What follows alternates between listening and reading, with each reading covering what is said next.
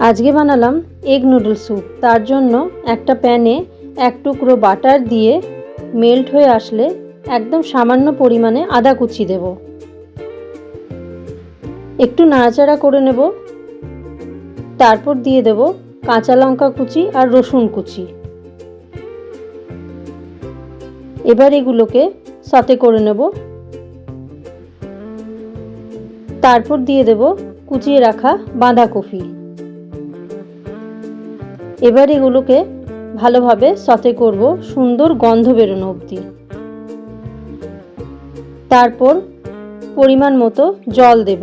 আমি এখানে একজনের জন্য বানাচ্ছি, তাই এইটুকুই জল দিয়েছি।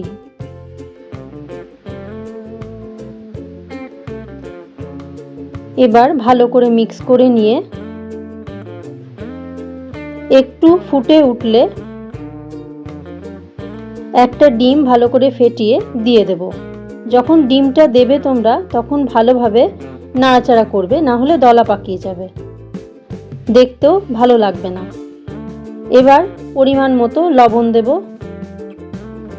একটু ঘন করার জন্য কর্নফ্লাওয়ার জলে গুলে দিয়ে দেব।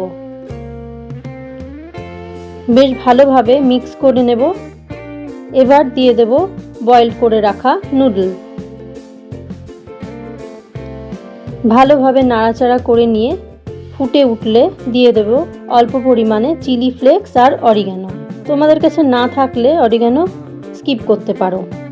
ওপর থেকে অল্প পরিমাণে বাঁধাকপি কুচি আর স্প্রিং অনিয়ন দিয়ে দিলাম। এবার সামান্য পরিমাণে গোলমরিচের গুঁড়ো দিয়ে ফুটিয়ে উঠলে নামিয়ে নিলাম। রেডি গরম গরম এগ নুডল স্যুপ। শীতের সন্ধ্যায় বা রাতের ডিনারে এই গরম গরম স্যুপ দারুণ লাগে খেতে, আর খুব হেলদিও। তোমরাও বাড়িতে ট্রাই করো, নিশ্চয়ই ভালো লাগবে। বানানোও যতটা ইজি, খেতেও কিন্তু অসাধারণ। শীতকালে এরকম চটজলদি স্যুপ খুব ভালো লাগে খেতে। ভালো লাগলে অবশ্যই সাবস্ক্রাইব করো। দেখা হচ্ছে পরের ভিডিওতে নতুন রেসিপি নিয়ে।